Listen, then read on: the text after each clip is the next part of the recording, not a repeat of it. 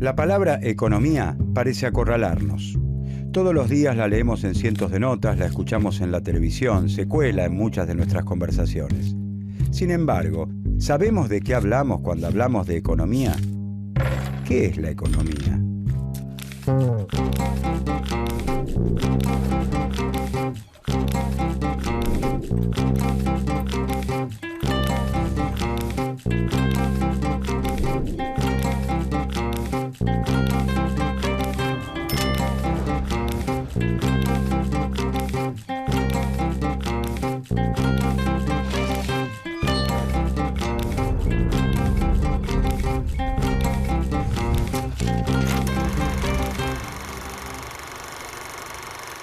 Ella es Mariela. Mariela decora en su casa los mates que ella misma vende en un puesto de la feria. Todas las mañanas carga su producción en el canasto de su bicicleta y pedalea las 35 cuadras que la separan de su puesto. Los mates que ella decora y vende son mercancías. Las mercancías forman parte de la economía. La decoración y la venta de los mates es su trabajo. La venta de sus mates le permite recuperar el dinero invertido y obtener un beneficio. El trabajo, la comercialización, el dinero, la inversión y el beneficio también forman parte de la economía. La bicicleta de Mariela es su medio de transporte. El transporte es materia de la economía porque traslada a los trabajadores las materias primas o las mercancías. Conecta a los fabricantes con los consumidores. Pero la bicicleta de Mariela es asimismo un bien en el que interviene el trabajo humano en sus diversas formas e incluso en distintas partes del mundo. Desde los trabajadores que fabrican los pedales, los que arman los cuadros, los neumáticos o los empleados que se encargan de comercializarla. La división del trabajo es objeto de estudio de la economía. Las calles por las que pasa Mariela, los semáforos en los que se detiene, la vereda donde estaciona su bicicleta han sido provistos por el Estado gracias a la recaudación de impuestos.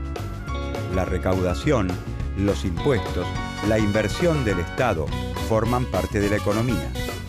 Como vemos, el mundo de la economía es muy amplio. Pero entonces, ¿qué es la economía?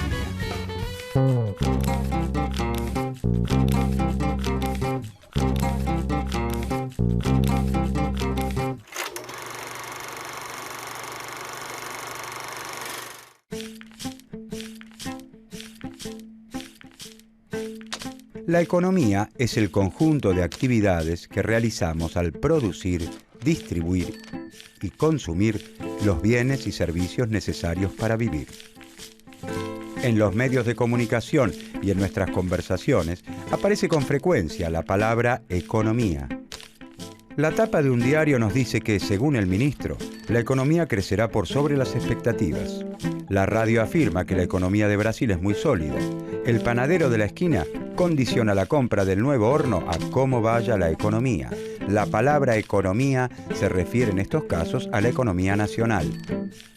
Algunos de esos bienes y servicios necesarios para vivir se compran en el mercado y otros los provee gratuitamente el Estado gracias a la recaudación de impuestos.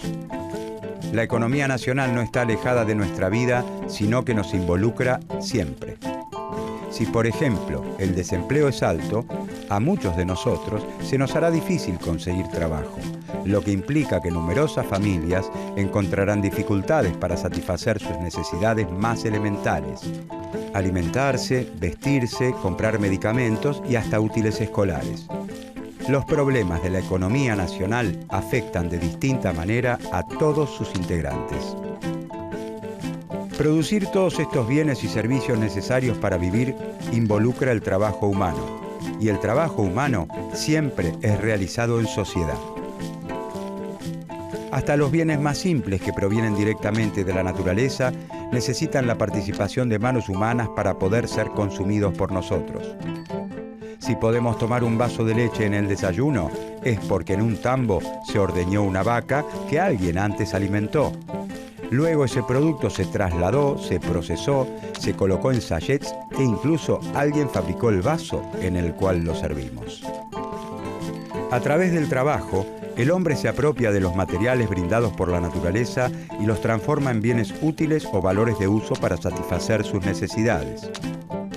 Los bienes que se consideran elementales para asegurar nuestro sustento han cambiado a través del tiempo y en su transformación el hombre ha utilizado siempre instrumentos de trabajo dirigidos a facilitar su tarea. Eso nos lleva a averiguar ¿cómo se ha garantizado la subsistencia a través de la historia?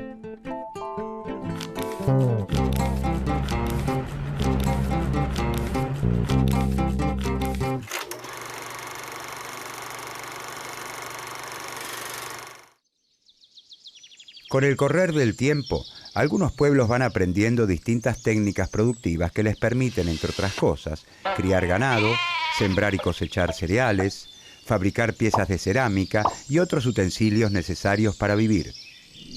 Pasan de métodos pasivos, como la recolección y la pesca, a controlar directamente la producción, con el consiguiente aumento de los recursos naturales disponibles. Los pueblos se vuelven entonces sedentarios. Se instalan en un lugar para poder cuidar sus cultivos y rebaños. Así se conforman las primeras aldeas.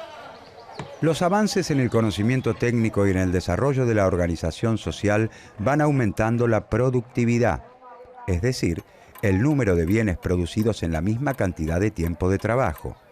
Esto genera un excedente de producción permanente por sobre las necesidades de la comunidad. La aparición del excedente permite el desarrollo de las sociedades. Ya no es necesario que todos los integrantes de una sociedad se dediquen a la producción de los bienes imprescindibles para vivir. Esto da lugar al desarrollo de otras actividades socialmente necesarias: el arte, la ciencia, la filosofía. Al mismo tiempo, cuanto más prósperas van siendo las sociedades y se generan mayores riquezas, aumenta el deseo de dominar y utilizar esa riqueza para provecho personal. La propiedad social sobre los medios de producción es reemplazada entonces por la propiedad privada. El amo es dueño de la tierra y del esclavo, considerado un instrumento de trabajo, una herramienta más. Junto con el excedente aparecen las clases sociales. Este es uno de los grandes temas de la economía. Las clases sociales son grupos humanos.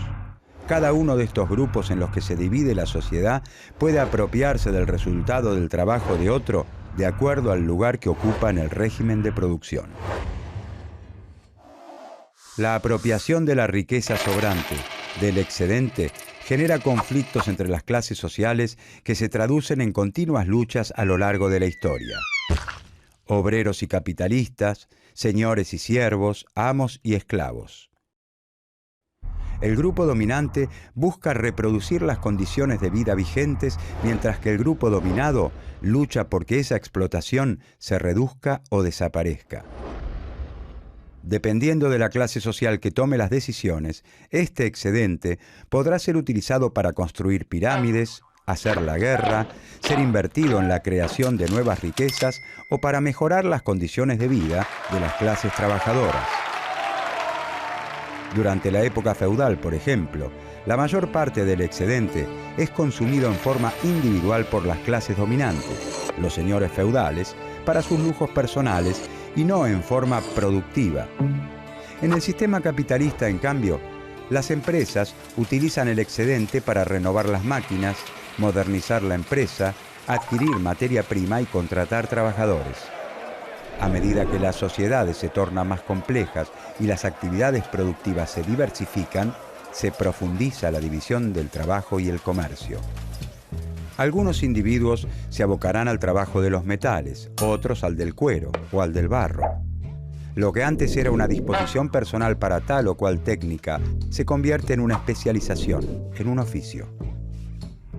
Con la especialización, cada integrante de la sociedad satisface parte de sus necesidades con sus propios productos.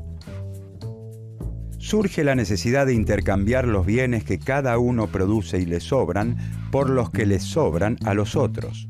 Aparece el comercio, inicialmente bajo la forma del trueque. Pero esta forma tiene un inconveniente. Lo que una persona está dispuesta a intercambiar tiene que coincidir exactamente con lo que la otra quiere recibir y viceversa. El dinero resuelve este problema ya que es aceptado por todos. En un primer momento, la sal, los cueros o los camellos reemplazan el dinero como forma de pago. Con el tiempo se adoptan los metales preciosos, pero en la actualidad utilizamos el papel moneda. Rectángulos de papel con un número respaldados por un Estado soberano. ¿Por qué un billete de 100 pesos argentinos vale efectivamente 100 pesos argentinos y todos nosotros lo entregamos y recibimos considerando que efectivamente su valor es de 100 pesos? Porque así lo establece el Estado argentino, que al emitirlos les otorga respaldo. A nivel internacional, la moneda utilizada es el dólar. Al igual que el dinero emitido por cualquier otro Estado nacional, un billete de $100 vale $100 porque así lo establece el Estado estadounidense. Todos estos cambios en las técnicas de producción y en la forma en la que los hombres han intercambiado los bienes para satisfacer sus necesidades han ido transformando el mundo de las primeras formas de organización social y con él las preguntas que los pensadores de su tiempo se han hecho en relación con la naturaleza y la vida en sociedad.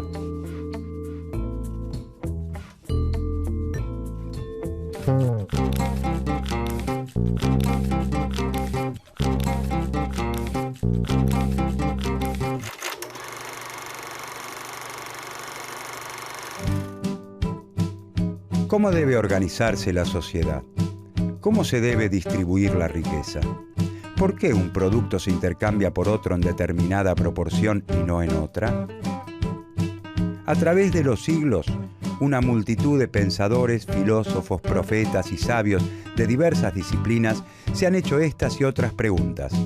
Pero a partir de los cambios vertiginosos que se producen en los siglos XV y XVI en el terreno de las ideas y de las técnicas de producción, comienza a delinearse un campo común, el de la economía. Esta disciplina es la economía política, que no solo se propone entender por qué los hechos económicos ocurren de determinada manera, sino establecer cuáles son las políticas más adecuadas para lograr la prosperidad de la sociedad.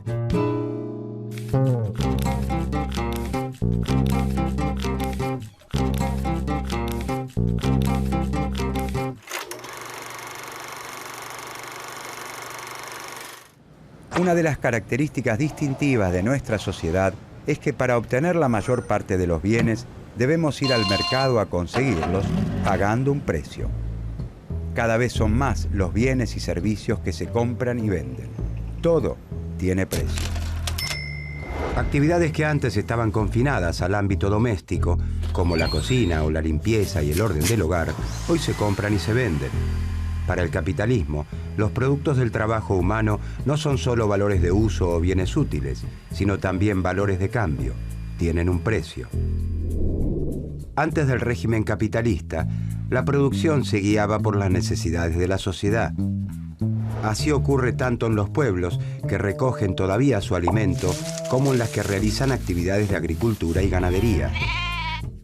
El antiguo Egipto presenta rasgos económicos similares. Los reyes o sacerdotes, que centralizan los excedentes, los utilizan para satisfacer sus propias necesidades o las de la comunidad, no con la venta como destino principal. Son economías productoras de bienes útiles o valores de uso. La producción no se realiza con el objeto último de la venta. Es decir, los bienes no tienen en general la forma de mercancías. Responden a las decisiones de un faraón, rey o señor feudal que decide qué se produce, cómo se produce y cómo se distribuye lo producido de manera tal que se asegure la subsistencia de todos. A partir del capitalismo, la producción y distribución de bienes y servicios se organiza por medio del mercado.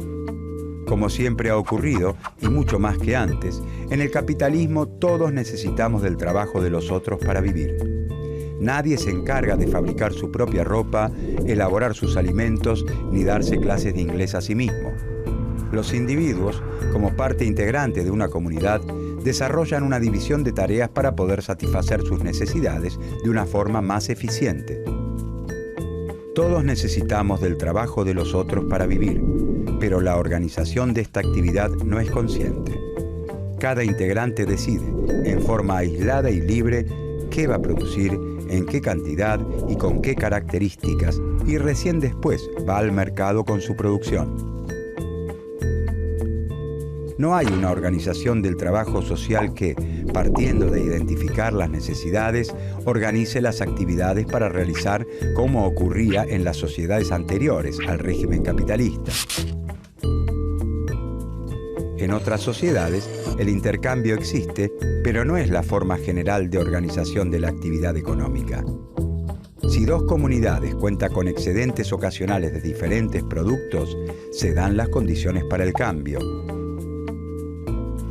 En el capitalismo, sin embargo, nadie se encarga de preguntar, a ver, ¿qué necesitamos? ¿Cómo nos organizamos para producir esto que necesitamos? ¿Cuántos litros de leche? ¿Cuántos autos? ¿Cuántos medicamentos? Nada de esto ocurre.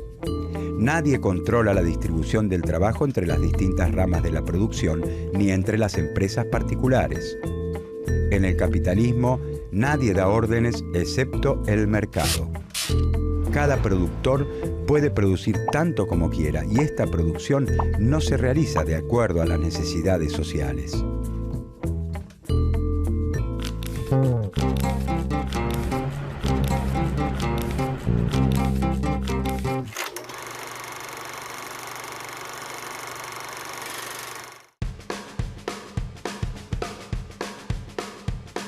Mariela lleva al mercado los 12 mates que con mucho esmero decoró porque estima venderlos en el puesto de la feria. Ella no sabe si tomó la decisión correcta. La cantidad de mates que compró y decoró no depende de cuántas personas crea Mariela que los necesitan.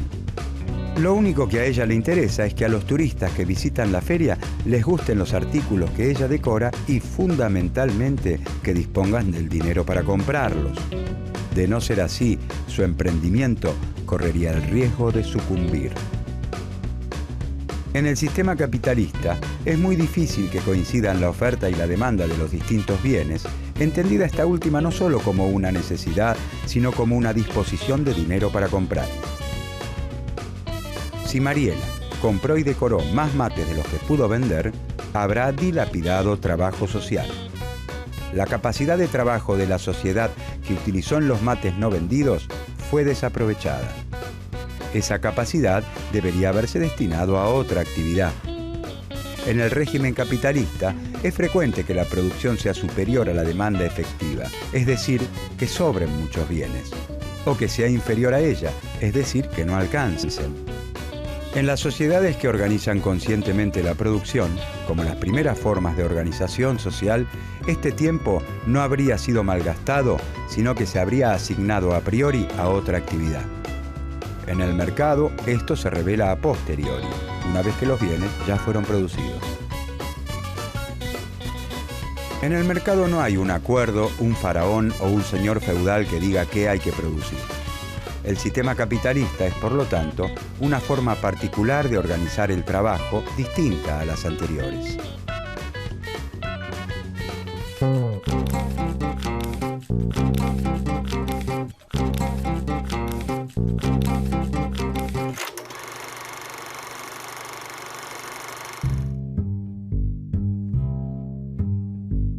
Pero entonces, ¿cómo funciona? ¿Cómo puede ser que un sistema en el que no se organiza cómo compatibilizar los recursos con las necesidades de la sociedad sea capaz de perdurar en el tiempo? Estas preguntas dieron inicio a la ciencia económica. Los economistas son una suerte de espectadores de sociedades que se transforman con problemas económicos que se modifican. Lo que parece importante en cierto momento ya no lo es con el paso de los años. Por eso las teorías económicas suelen aparecer en un determinado contexto histórico. ¿Cómo hacer para que crezca la riqueza? ¿Cómo se debe distribuir? ¿Cómo asegurar el bienestar de la población? Los problemas económicos varían con el paso del tiempo y entre los distintos países. Ciertos asuntos pueden ser considerados importantes en un país y totalmente ignorados en otros.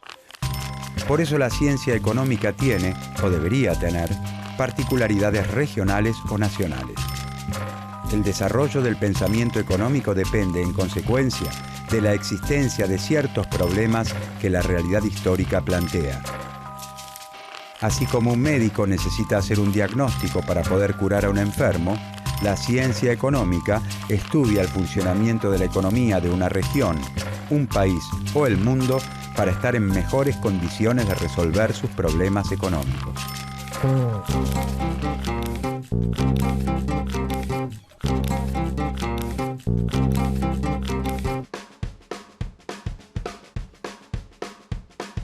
Los números de la economía parecen invadirlo todo. Sin embargo, la economía no tiene por objeto el estudio de los números. Utiliza la matemática como una herramienta, pero le interesan las relaciones sociales, porque la economía es una ciencia social, ya que las actividades de producción, distribución y consumo involucran relaciones entre los hombres y las mujeres que integran una sociedad.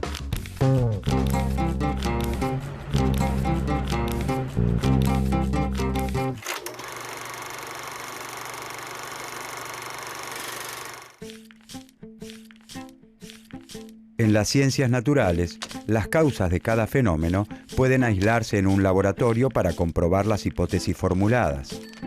En cambio, en la economía, como en el resto de las ciencias sociales, las predicciones y los experimentos son mucho más complicados.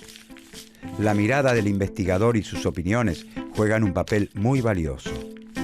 Y la importancia es aún mayor porque los análisis económicos derivan en recomendaciones sobre políticas para implementar, las que están muy influenciadas por los intereses económicos, políticos y sociales del profesional que la formula.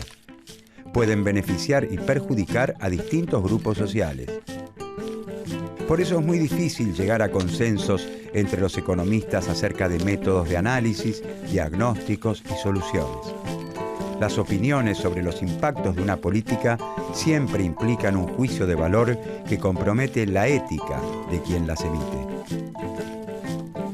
En general, las opiniones de los economistas están en sintonía con las escuelas económicas a las que pertenecen. Las escuelas económicas son grupos de pensadores y de teorías que comparten una misma visión general de los hechos. Están lideradas por ciertos autores, consagrados como autoridades de la disciplina, cuyas contribuciones se transforman en punto de referencia obligado para sus discípulos. Cada escuela cuenta con un conjunto de rasgos distintivos y característicos y representa, en forma consciente o no, ciertos intereses. El pensamiento económico no evoluciona en el tiempo de manera lineal. Las nuevas teorías no reemplazan las anteriores, ni hay mejores teorías que desplacen otras peores. Muchas de las teorías económicas publicadas a lo largo de la historia podrían explicar los fenómenos económicos del presente. Por eso es tan valioso estudiar la historia del pensamiento económico, porque muchas de las ideas de los primeros investigadores están presentes con innovaciones y rechazos en las discusiones de hoy.